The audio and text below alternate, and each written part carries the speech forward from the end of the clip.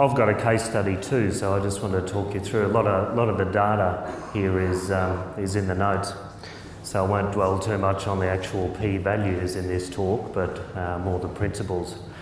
So case study area, Darling Downs there, so Toowoomba, heading along the Warrego out to Dalby, down through Cecil Plains to Millmerran, and then back up the Gore Highway to Toowoomba, so the true inner central downs as we call it.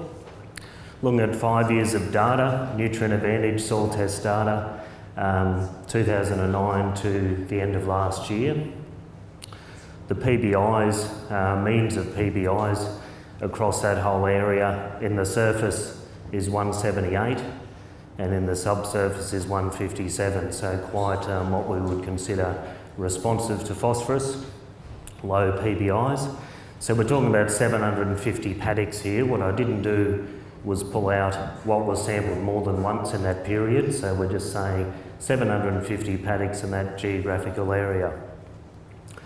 So pretty much when we look at what's been sampled in the surface and the subsurface, the surface area gets a pretty good tick. It's been sampled quite well, but the subsurface, we're only scratching the surface really, so some quite low numbers there.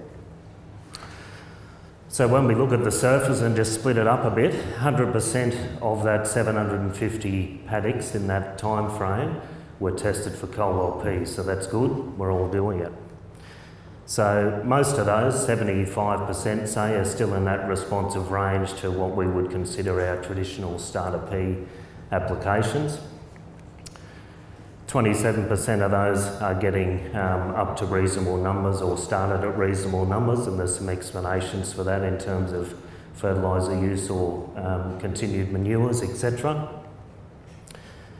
But even in the surface, only 15% of those paddocks were tested for BSES in that last 5 years. So I suppose my message today is, given the GRDC funding of this deep P work, we're still on the downs anyway, still not doing a great deal of sampling. So where we have, things are very responsive. So Mike Bell's sort of work says, you know, maybe a 40 and under, maybe a 60 and under BSES in even the surface is a reasonable P responsive number. So we're still considerably in that responsive range with BSES P. And there's a few getting higher than that, and there's a lot higher than that too, which are from soil formation explanations. But then when we go to the subsurface, and in the notes there are the numbers, so 750 paddocks total, only about 10% of those have been sampled for P at depth at all. So we're down to sort of 70 odd paddocks now that we're talking about in this data set over 5 years. So no one's really looking at P in this Central Downs area below the surface. So, but where they have been tested at 10 to 30 centimetres, they've all been tested for Colwell, so that's good. The mean number there is 7.95, so we're under the sort of magic 10 milligrams per kilo that Mike Bell and Dave Lester and those guys indicate that is a responsive number. And out of that 70 odd paddocks that were sampled at depth, only 66% of those 70 odd were tested for BSES as well as Colwell. So our sample numbers are really low. The BSES mean there is about 40, 39.5, which is sort of borderline responsive from a BSES point of view. So really the message is, despite some testing and many years of deep P research now, we really don't know where we sit. So just want to spend a little bit of time just going back to perhaps how we might sample. So I'll cover those things. So the sampling method depends on a lot of things. The agronomist's mood is one. The layout of the paddock, you know, the history of the paddock and all of those sorts of things that we consider when we're testing, soil testing for everything. So obviously the grid pattern is the most comprehensive, but it's also the most time consuming and clearly the most expensive. So we have to make some trade-offs there. But I suppose my message today is whichever method you employ on a particular paddock, just ensure that it's consistent. So when we're talking about number of cores, there's much work being done and much consternation between agronomists who are actually doing this. But depending on the uniformity of the area and things, recommendations from some well-recognised authors are in the surface we should be taking 30 to 40 cores for a representative sample. I know myself that's very difficult to achieve, very time-consuming. In a site that's had no amelioration or fertiliser, you could probably get away with 10 to 20, so I won't ask for a show of hands who's doing 30 to 40. And I suppose the subsoil recommendations are a similar number, so really we should, with that sort of number of cores, we should be having a reasonable comfort level in our data if we're sampling P at depth.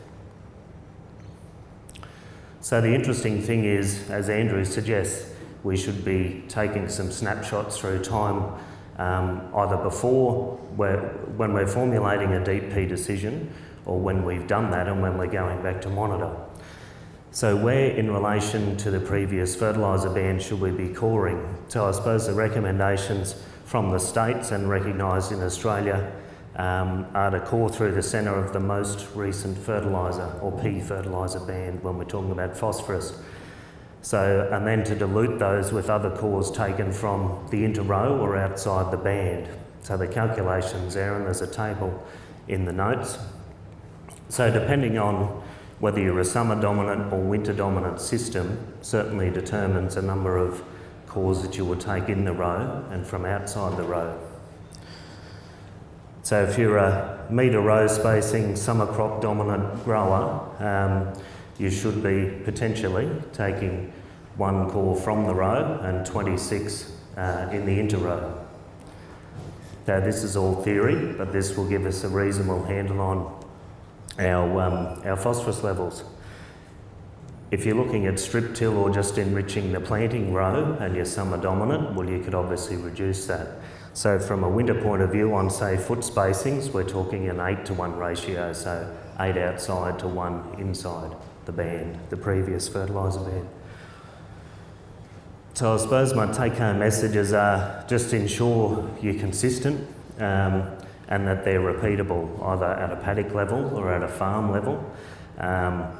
Even pulling this data together, the variation in depths, and I've generalised at calling surface and subsurface. You know, there's some wild variation in the surface, 0 to 10, 0 to 15, 0 to 20 even, depths that are taken.